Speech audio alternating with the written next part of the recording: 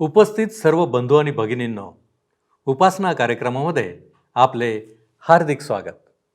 प्रियांनो, आज आपण मागील कार्यक्रमात पाहिलेला प्रायश्चित्ताचा दिवस याबद्दल उर्वरित अध्ययन पूर्ण करून नवीन अध्याय म्हणजेच 17व्या अध्यायाचे अध्ययन पूर्णपणे पाहणार आहोत.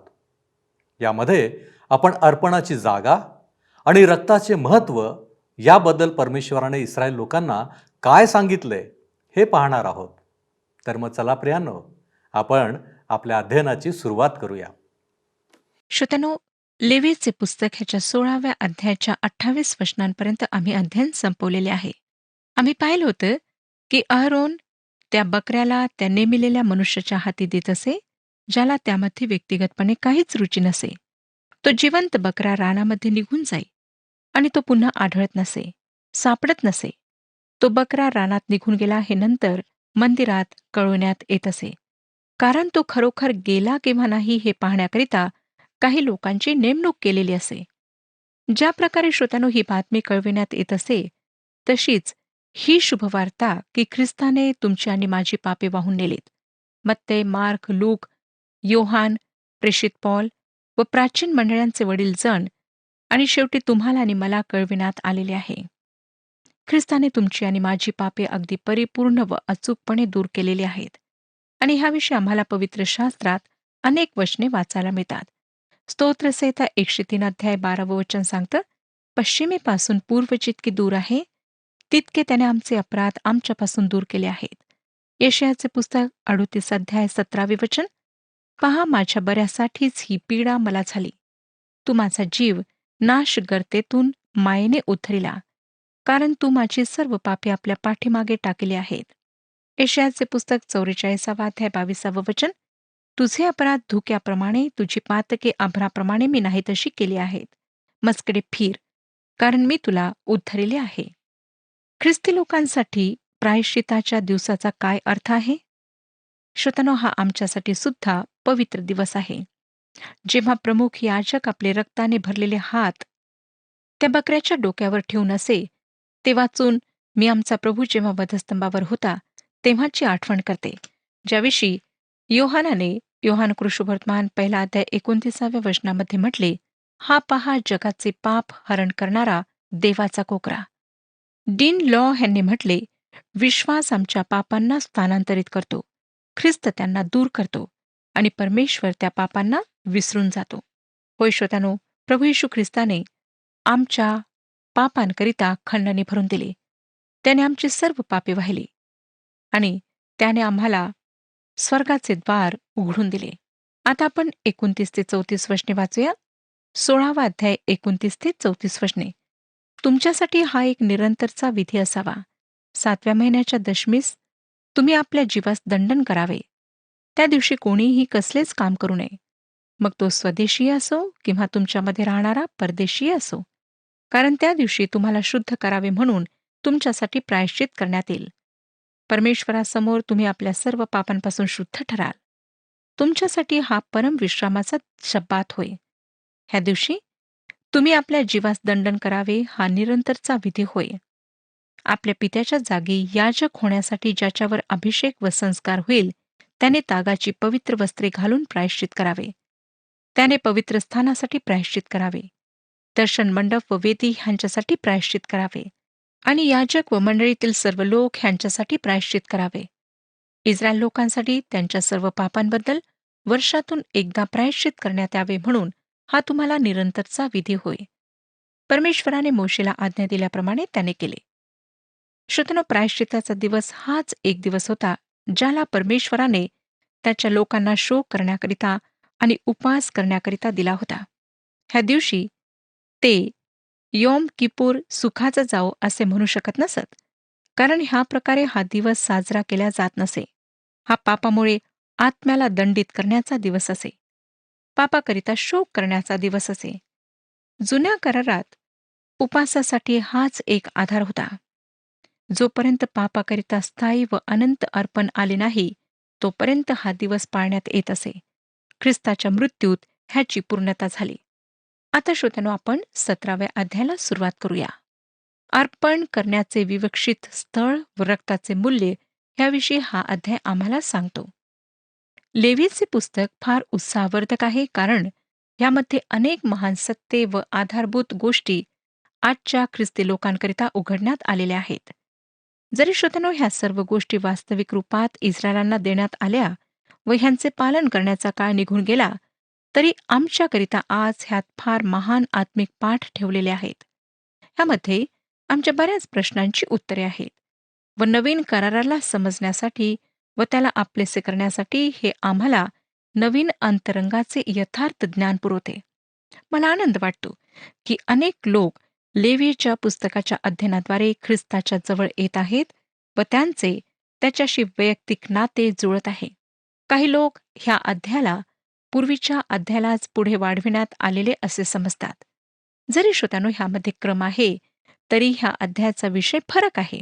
अर्पणाची एक जागा आणि रक्ताचे महत्त्व ह्याला लक्षात घेतलेले आहे.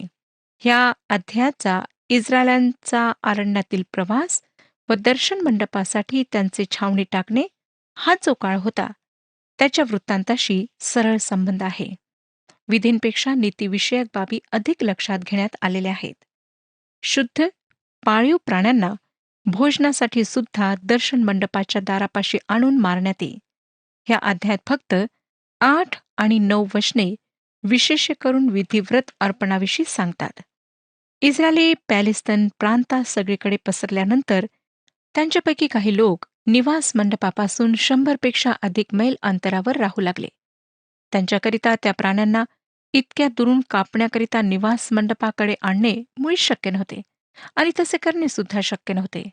अनुवादाच्या पुस्तकात जेव्हा ते त्या देशात प्रवेश करण्यासाठी तयार होते, तेव्हा परमेश्वराने ह्या सूचनांना त्यांच्याकरिता थोडे सुधरवले. आपण वाचूया श्रोत्यांनो, अनुवादाचे पुस्तक 12वा अध्याय 15 आणि 16 वचने. अनुवादाचे पुस्तक 12वा अध्याय 15 आणि 16 वचने सांगतात, तरी सुद्धा आपल्या वेशीच्या आत तुला वाटेल त्याप्रमाणे आणि तुझा देव परमेश्वर ह्याने तुला बरकत दिल्याप्रमाणे पशु मारून खा. त्यांचे मांस हरणाचे किंवा सांबराचे मांस खातात त्याप्रमाणे कोणाही माणसाने खावे, मग तो अशुद्ध असो वा शुद्ध असो. त्याचे रक्त मात्र सेवन करू नये. पाण्याप्रमाणे ते जमिनीवर टाकून द्यावे. तसेच 20 ते 25 वचने ह्याच अध्यायाचे आम्हाला सांगतात. अनुवादाचे पुस्तक 12वा अध्याय 20 ते 25 वचने.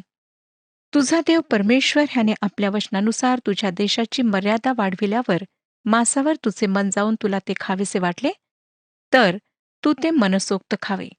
जे स्थान तुझा देव परमेश्वर आपल्या नावाच्या स्थापनेसाठी निवडील, ते तुझ्यापासून फार दूर असले तर जी गुरेढोरे व शेरडे मेंढरे परमेश्वराने तुला दिली असतील, त्यापैकी तुला वाटेल ते माझ्या आज्ञेप्रमाणे मारून आपल्या वेशीच्या आत आपल्या इच्छेस येईल त्याप्रमाणे तू खावे. त्यांचे मांस हरिण अथवा सांबर ह्यांचे मांस खातात त्याप्रमाणे खावे. शुद्ध माणसाने व अशुद्ध माणसानेही ते खावे. त्याचे रक्त मात्र मुळीच सेवन करू नये, हे लक्षात ठेव. कारण रक्त हे जीवन होय, म्हणून मांसाबरोबर जीवन खाऊ नये. ते सेवन करू नये. पाण्याप्रमाणे ते जमिनीवर ओतून द्यावे. परमेश्वराच्या दृष्टीने जे यथार्थ ते तू केल्याने तुझे व तुझ्या पश्चात तुझ्या संततीचे कल्याण व्हावे म्हणून ते सेवन करू नये. परमेश्वराने अशा सूचना का दिल्यात? इस्रायली मिस्र देशातून नुकतेच निघाले होते व तेथे असताना ते मूर्तीपूजक लोकांच्या सहवासात होते, हे आम्हाला चांगले माहीत आहे. मिस्रमधील देवी देवतांची त्यांनी पूजा केली होती व पुन्हा त्या पापामध्ये पडण्याची नेहमीच त्यांना भीती होती. मिस्रच्या निसर्ग देवतांना त्यांनी पूजले होते. 7व्या वचनात अजदैवतांच्या व काही भाषांतरात अशुद्ध आत्मे असे भाषांतर आहे. ते खरे पाहता सेरिम हा शब्द आहे, ज्याचा अर्थ आहे केसाळ आणि जे बकऱ्याला दर्शविते. मिस्रचे लोक मेंढेस जो बकऱ्याचे दैवत होता त्याला पूजत असत. ग्रीक लोक बकऱ्याच्या दैवताला पॅन म्हणून, ज्याविषयी आम्हाला ग्रीक साहित्यातून माहिती मिळते व चित्रात शेपूट, शिंगे व चिरलेले पाय असे दाखविण्यात येते, त्याला पूजत असत. मध्यंतरीच्या काळातील ख्रिस्ती लोक ह्याला सैतान म्हणून ओळखत असत. आमचा इंग्रजी भाषेतील शब्द पॅनिक ह्याच काळात निघाला, जो सैतान कसे भयंकर भीतीदायक वातावरण निर्माण करतो ह्याविषयी वर्णन करतो. ह्यावरून आम्हाला दिसतं श्रोत्यानो, की इस्रायली लोकांना निवास मंडपाशिवाय कोणत्याही प्राण्याला कोणत्याही ठिकाणी मारण्याची बंदी होती, जेणेकरून त्यांना पॅन ह्या बकऱ्या देवताला अर्पण करण्यापासून अलिप्त ठेवण्यात यावे. आम्हाला दिसतं की कोणत्याही परिस्थितीत त्यांना रक्त खाण्याची परवानगी देण्यात आली नव्हती. ह्याचे कारण फार विशेष रीतीने देण्यात आले आहे. रक्त जीवनाला दर्शविते आणि ह्यामागे दुहेरी कारण आहे. पहिले कारण, जीवन पवित्र आहे. प्राण्यांना सुद्धा नाहकच मारल्या जाऊ नये. दुसरे कारण, रक्त ख्रिस्ताच्या बलिदानाविषयी, त्याच्या अर्पणाविषयी सांगते. ते प्रायश्चित, मेल आणि दुसऱ्यांसाठी केलेल्या ख्रिस्ताच्या बलिदानाचे एक माध्यम होते. जीवन पवित्र आहे व त्याचे रक्षण झालेच पाहिजे. परंतु ख्रिस्ताला स्वतःचे जीवन देणे आवश्यक होते, जेणेकरून पाप्याला जीवन मिळावे. रक्त आणि जीवन समानार्थी आहेत. मानवाने रक्त कधीच खाऊ नये असे सांगण्यात आले होते. परंतु ख्रिस्ताचे रक्त मात्र त्याने प्यावे, ज्याचा अर्थ आहे त्या वधस्तंभावर ख्रिस्ताचे रक्त, जे ख्रिस्ताचे जीवन आहे, ते सांडले आहे. ते विश्वासाच्याद्वारे प्रत्येक व्यक्तीने आपले करावे, जेणेकरून ती व्यक्ती जिवंत राहू शकावी. आपण त्या पवित्र अमूल्य रक्ताची स्तुती करूया श्रोत्यानो. त्यावर प्रेम करूया, त्याविषयीच बोलूया. जेव्हा लोक पापाविषयी कमी बोलतात, तेव्हा ते ख्रिस्ताच्या रक्ताविषयी सुद्धा फार कमी बोलतात. 17व्या अध्यायाच्या 1 ते 6 वचनांमध्ये अर्पणाचे एक स्थान सांगण्यात आलेले आहे. 7व्या वचनात आज दैवताची बकऱ्याचे दैवत ह्याची उपासना सांगण्यात आलेली आहे. 8 आणि 9 वचनांमध्ये दर्शन मंडपाच्या दाराशी अर्पण आणि 10 ते 16 वचनांमध्ये रक्त न खाण्याविषयी बंधन देण्यात आलेले आहे.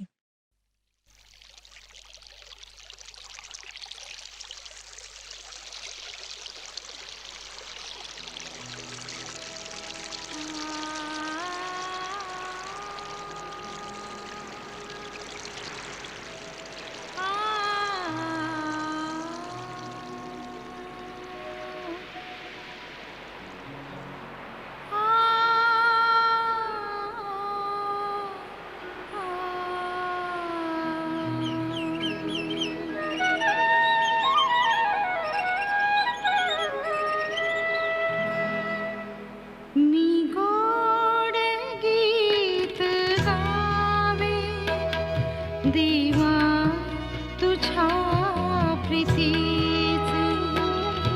मी गोड गीत गावे देवा तुझ्या प्रीतीचे. तुझेच गुण गावे हे ध्येय जीवनाचे.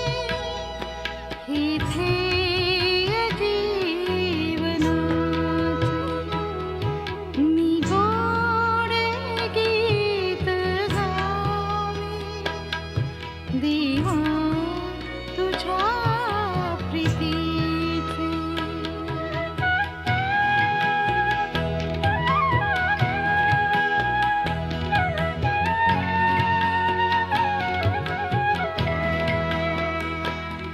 त्या प्रभात शांत वेळी क्षितिजावरी तिलाली. क्षितिजावरी तिलाली. बेरुनी आल्या वेली गाण्यातुला भूपाळी. गाण्यातुला भूपाळी. मी गोड गीत गावे देवा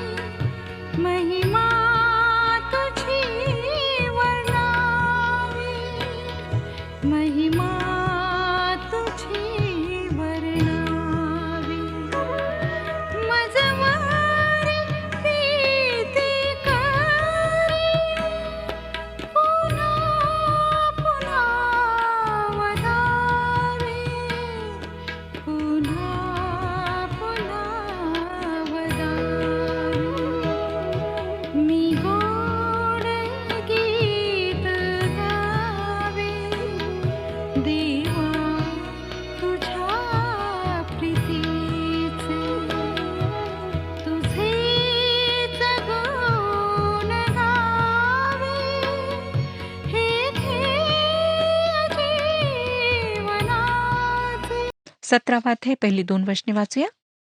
परमेश्वर मोशेला म्हणाला, अहरोन, त्याचे मुलगे आणि सर्व इस्रायल लोक यांना सांग की परमेश्वराने आज्ञा केली आहे तीही. ह्या सूचना फक्त मुसा व अहरोनासाठी नव्हत्या, परंतु अहरोनाच्या पुत्रांकरिता व संपूर्ण इस्रायल राष्ट्राकरिता होत्या. हे स्पष्ट आहे की परमेश्वर ह्या लोकांच्या व्यक्तिगत व खाजगी जीवनामध्ये आता पोहोचत आहे. 11व्या अध्यायात त्याने फक्त शुद्ध व अशुद्ध ह्यामध्ये फरक केला नाही, परंतु शुद्ध प्राण्यांना त्यांनी कसे खावे ह्याविषयी त्यांना त्याने नियम सांगितलेत. आजूबाजूच्या अन्य जातीयांपेक्षा त्याच्या लोकांचे जीवन वेगळे असायला हवे होते. पुढच्या अध्यायाच्या अर्थात 18व्या अध्यायाच्या 3ऱ्या वचनामध्ये त्यांना पुन्हा सांगण्यात आले. 18वा अध्याय 3रे वचन, तुम्ही त्या मिसर देशात राहत होता तेथील चालीरीतींना अनुसरून चालू नका, तसेच ज्या कनान देशात मी तुम्हाला घेऊन जात आहे तेथील चालीरीतींना अनुसरून चालू नका व तेथील विधींप्रमाणे चालू नका. आता आपण 17वा अध्याय 3 ते 6 वचने वाचूया. इस्रायल घराण्यातील एखाद्या माणसाने छावणीत किंवा छावणीबाहेर बकरा मारिला, पण परमेश्वराच्या निवास मंडपासमोर परमेश्वराला अर्पण करावयाला तो दर्शन मंडपाच्या दारापाशी आणला नाही, तर त्या माणसाला रक्तपात केल्याचा दोष लागेल. त्याने रक्तपात केला म्हणून त्याचा स्वजनातून उच्छेद व्हावा. ह्याचा हेतू असा की इस्रायल लोक जे आपले यज्ञपशु खुल्या मैदानात मारित असतात ते त्यांनी दर्शन मंडपाच्या दारापाशी याजकाकडे परमेश्वरासमोर आणून परमेश्वराप्रित्यर्थ शांतपणे म्हणून अर्पावे. याजकाने त्यांचे रक्त दर्शन मंडपाच्या दारापाशी परमेश्वराच्या वेदीवर टाकावे आणि परमेश्वराला सुवास म्हणून त्यांच्या चरबीचा होम करावा. हा विधिव्रत अर्पण संबंधी नियम नाही. लक्षपूर्वक पाहिल्यास आपणाला आढळेल की हे प्राणी देवाच्या लोकांसाठी भोजनासाठी होते. दुसऱ्या शब्दात परमेश्वर त्यांना म्हणत आहे, त्यांना तुम्ही भोजनाच्या मेजावर आणा. ह्याद्वारे अन्य जातीच्या देवतांना बाहेर ठेवण्यात आले आहे. परमेश्वर ह्या बाबतीत इतका कडक का? कारण अन्य जातीयांमध्ये मांस खाण्यापूर्वी त्याला एखाद्या दुसऱ्या देवी देवताला अर्पण करण्यात येत असे व आपणाला श्रोत्यानो ह्या लोकांची पार्श्वभूमी माहीत आहे. म्हणून परमेश्वर ह्या लोकांना अशा प्रकारे त्या पूजेपासून, आत्मिक अंधकारापासून आणि न्यायापासून वाचवित आहे. मिस्र देशात जरी ते बंदिवासात होते तरी ते मिस्रांप्रमाणे जिवंत देवापासून दूर होते. ते चांगले होते म्हणून नाही, तर त्यांचा आक्रोश ऐकून व त्याने अब्रामाला, इजाक व याकोबाला वचन दिले होते म्हणून त्याने त्यांना वाचवले. जेव्हा श्रोत्यानो परमेश्वर करार करतो तेव्हा तो त्या करारामध्ये कायम राहतो. एस्केलचे पुस्तक 20वा अध्याय 6 ते 8 वचने आम्हाला सांगतात.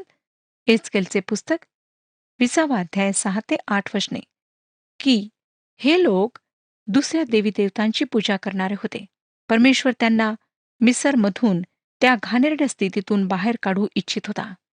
त्यांनी प्राण्यांची व दुसऱ्या पूजेमध्ये जे मांस व रक्त उपयोगात येई त्याची उपासना केली होती. करिंथकरास पहिले पत्र 8वा अध्याय 1 ते 13 वचने, 10वा अध्याय 1 ते 33 वचने.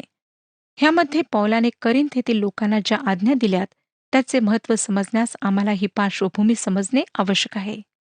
करिंथ येथील लोक दुसऱ्या देवी देवतांची पूजा करणारे होते. ते प्राण्यांना आणून त्यांच्या मूर्तींना अर्पण करीत असत. प्राणी तेथे सोडून त्याचे मांस मंदिरात नेल्या जात असे आणि मांसाच्या दुकानात नेऊन विकल्या जात असे. नवीन कराराच्या काळात देवभिरू इस्रायलांनी दुसऱ्या देवी देवतांना अर्पिलेले मांस खाण्यास मना केली. गैरयहूद्यांमधून जे परिवर्तित झाले होते त्यांना मात्र ह्यात काहीच वाटत नसे, परंतु यहुदी ख्रिस्ती ह्यामुळे त्यांच्यासोबत भोजन करणे पसंत करीत नसत. ह्या अध्याय श्रोत्यानो आम्हाला करिंथमधील ह्या भागाची पार्श्वभूमी पाहायला मिळते. येरुशलेममधील महासभेने जेव्हा आपला निर्णय मांडला तेव्हा याकोब प्रेषितांची कृत्ये 15वा अध्याय 19 आणि 20 वचनांमध्ये त्या समूहाच्या वतीने म्हणाला. प्रेषितांची कृत्ये 15वा अध्याय 19 आणि 20 वचने. तेव्हा माझे तर मत असे आहे की जे परराष्ट्रीयातून देवाकडे वळतात त्यांना त्रास देऊ नये, तर त्यांना असे लिहून पाठवावे की मूर्तींचे अमंगळपण, जारकर्म, गळा दाबून मारलेले प्राणी व रक्त ह्यापासून तुम्ही अलिप्त असा. परमेश्वर ह्या अन्य जातीतील विश्वासणाऱ्यांना शिकवित होता की जीवन पवित्र आहे अनेक लोकांमध्ये आजही श्रोत्यानो प्राण्यांचे मारणे मूर्तीपूजेशी जोडलेले आहे. निवास मंडपाच्या द्वाराजवळ शुद्ध प्राण्याला भोजनासाठी मारण्यात येई. रक्ताला तेथेच वाहू देण्यात येई. रक्ताला वेदीवर टाकण्यात येई व चरबीचा सुवासिक हव्य म्हणून होम करण्यात येई. हे बलिदान शानदारपण असे. प्राण्याचे उरलेले शरीर त्या प्राण्याच्या मालकाला वापस देण्यात येत असे आणि तो त्याला आपल्या भोजनाकरिता उपयोगात आणे. 17वा अध्याय 7वे वचन बघा. आणि ह्यामुळे व्यभिचारी मतीने दैवतांच्या मागे लागून त्यांनी आपले यज्ञपशु अर्पण करू नयेत. हा तुम्हाला पिढ्यानपिढ्या निरंतरचा विधी होय. अशुद्ध आत्मे केसाळ हा शब्द इतिहासाचे दुसरे पुस्तक 11 वचनामध्ये पुन्हा उपयोगात आणलेला आहे.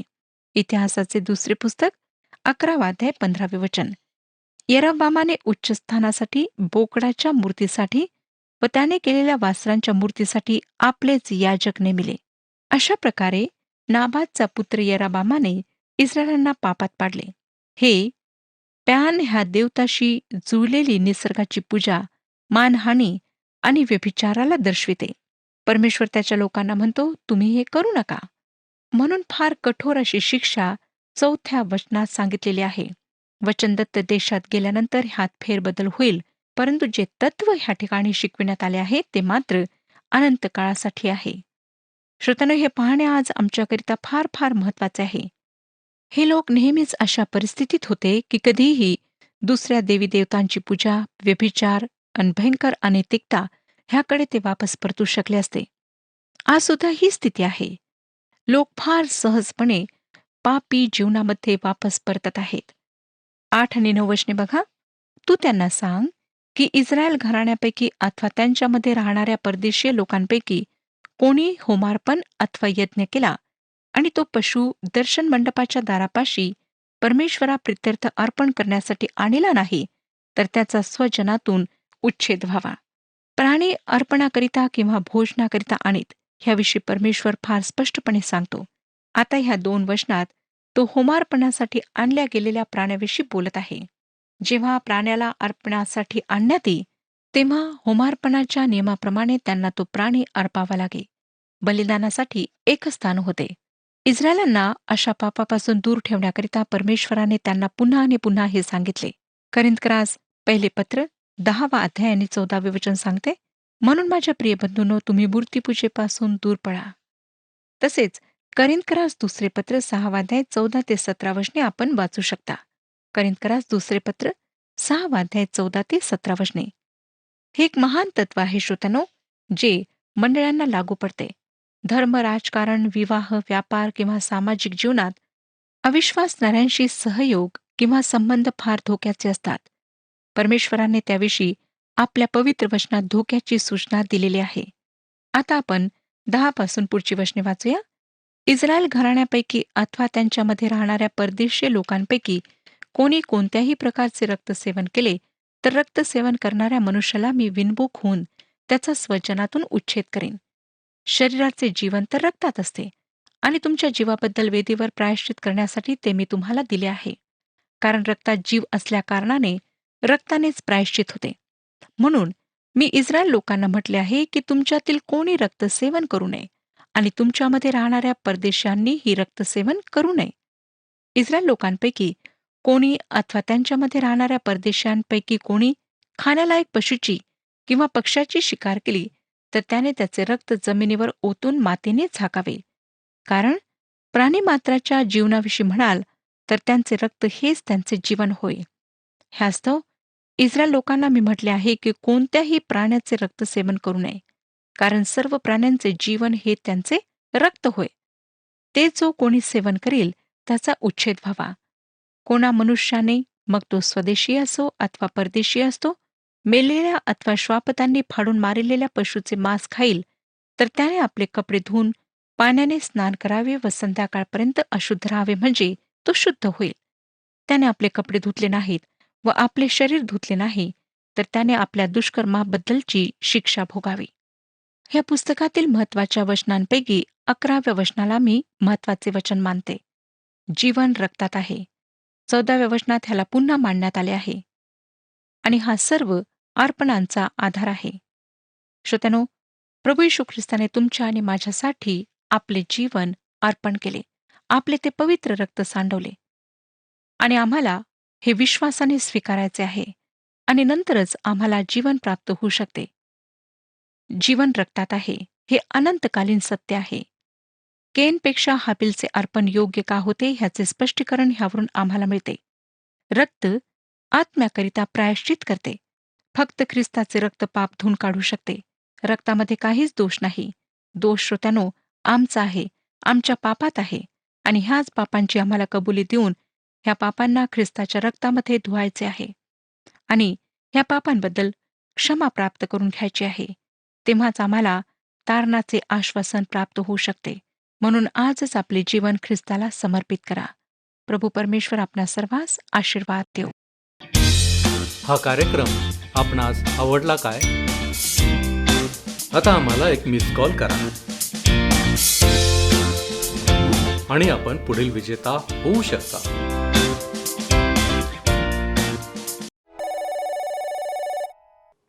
प्रियांनो, आजच्या अध्ययनातील गोष्टी पाहताना आम्ही हे पाहण्याची आवश्यकता आहे की परमेश्वराने इस्रायल लोकांना या सर्व गोष्टी का सांगाव्या. त्यासाठी आम्हाला पार्श्वभूमीकडे दुर्लक्ष करून चालणार नाही.